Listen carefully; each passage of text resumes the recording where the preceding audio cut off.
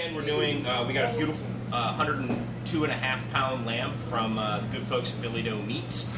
So today we're going to do some herb marinated leg steaks. Cross-cut leg steaks are real popular in restaurants, and it's kind of a lower cost, cool cut of lamb that you can do when you don't want to roast an entire leg. This kind of thing you can, if we have leg of lamb on the case, you can always ask for it. If we don't yet, call us a day in advance. We'll bring one in for you, and we'll cut it just this way. So what I'm going to do is take this first kind of uneven steak right off the top. We use that just for scrap or soup, or we'll eat it as staff or something like that. And then I'm going to take two nice kind of 1.5 or 2 inch cross-cut steaks. They're going to wind up looking like the steaks the dogs are always trying to steal in the Warner Brothers cartoons. So. Loud noises, here we go.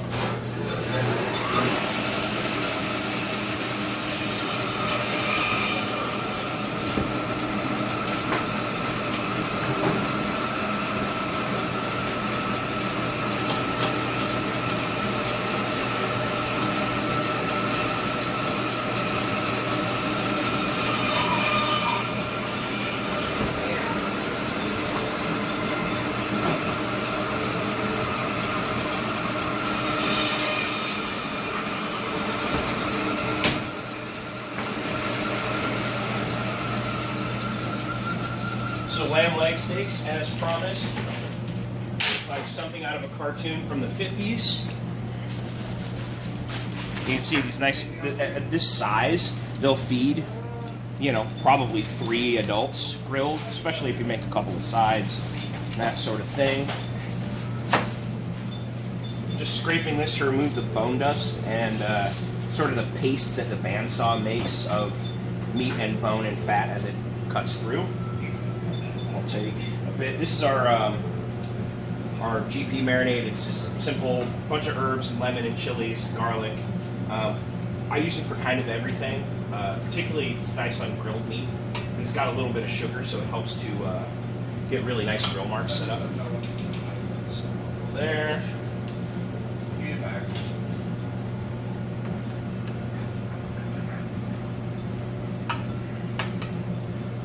Now that I'm standing here doing this is almost an exact replica of a recipe that was on the menu at a place called Brown Trout I worked a million years ago. Super good, if short-lived, American-style food. A guy named Sean Sanders. Really, really solid food. All right. So our second one. The rest of the marinade. Smear it around a little bit. I'm going to let this marinate for a couple of hours until we get a little bit of break in the afternoon here, and then we'll grill them up and rest them, and I can show you how to slice all this and all that kind of thing. So we'll be back in a flash. So we're back. I've got my marinated lamb. You can see that the marinade, as the meat has tempered, has started to kind of slough off. You want to slice or push off as much of the marinade as you can before you put it on the grill to prevent any extra sugar from burning. You want a little bit of char and caramelization, but you don't want torched sugar. It tastes like shit. So we'll take each of these in their turn, clean the marinade off of them, and then pretty liberally salt them. With a piece as thick as this, you're not going to get salt to the middle, so you have to kind of overdo it on the outside so that the overall experience feels like it's properly seasoned. So that's one.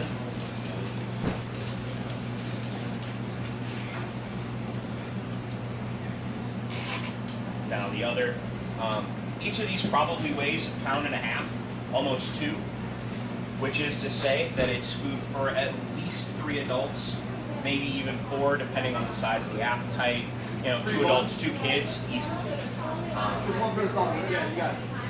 The best thing about cooking big fat pieces of meat like this is that you get a better finished cooking temperature, so your medium rare, etc. The other thing I did to help that is I've left these out at room temperature for the full 2.5 or 3 hours that they've been marinating.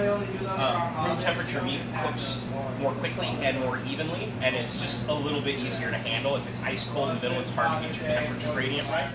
So swing over to the grill here with our. So here we are at the grill, these big fat pieces. Another thing to know about cooking a thick steak like this is that you want to work over slightly lower heat. You can see from this grill the darker areas are cooler, the white patches are the hottest they can possibly be. So I'm going to work these kind of down at the front. And you can see the grill's just been scrubbed and oiled, real nice and clean and easy. The other thing that we do here at Carnivore quite a bit is we use these remote probe thermometers. You can buy these here for, I don't know, $15 or $18. They're reasonably inexpensive, they last a little while. You slide the probe into the thickest part of your steak before you put it on. And this thing will make a bunch of noise when it comes to the temperature you want. For a steak like this, cooking this way, around 115, 118 degrees is nice for a medium rare or a medium. So we're gonna walk away from this for a little while, and I'll come back when it comes off the grill and we set it up to rest.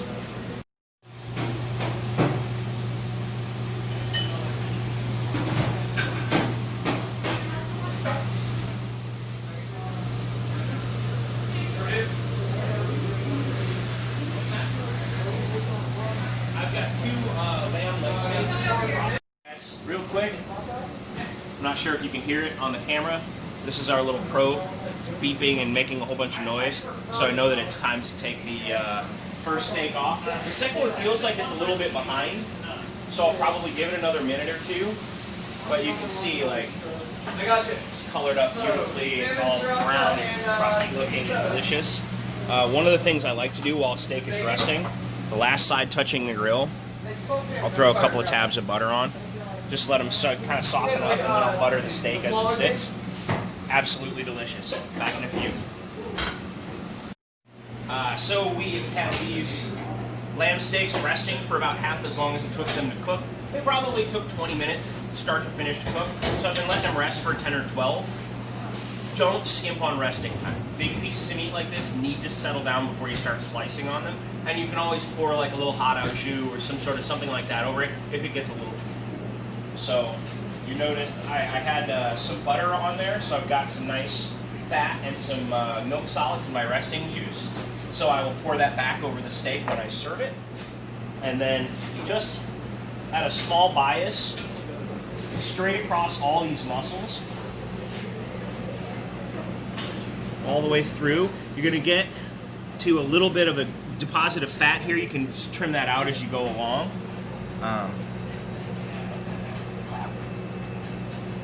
Once you get down to the bone, I usually will just roll the bone itself out. Barehanded, just grab it and sort of cut around the bone.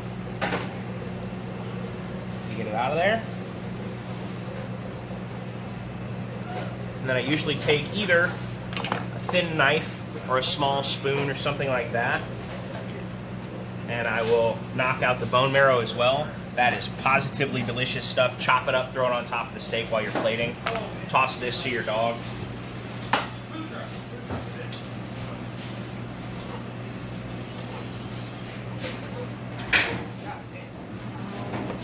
So the other great thing about cooking a big steak like this is you cook it to sort of the lowest temperature the room will tolerate. So if you like it medium and Great Aunt Yehudi likes it well, you cook the whole thing to medium the way that you like it, and then you take Great Aunt Yehudi's portion and flash it back on the grill until it's cooked.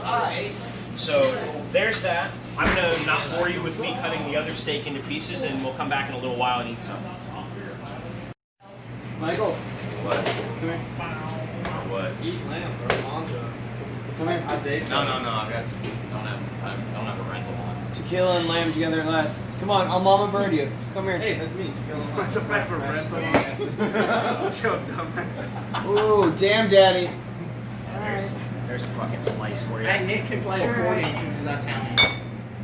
Alright. And a gypsy. Everybody fucking has their piece of lamb. Ground up. Ready when you are there, Lance Poop. Alright. So, thanks for watching the video. Thanks for joining us for our quasi-religious celebration of Tequila Sunday. Salud. You?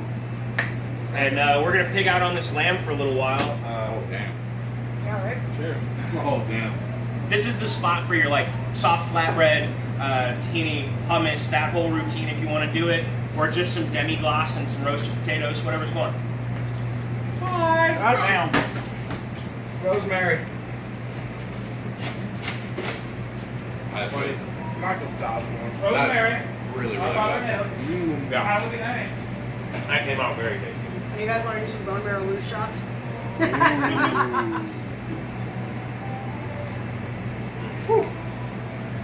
Chewy and greasy, just like my favorite girl.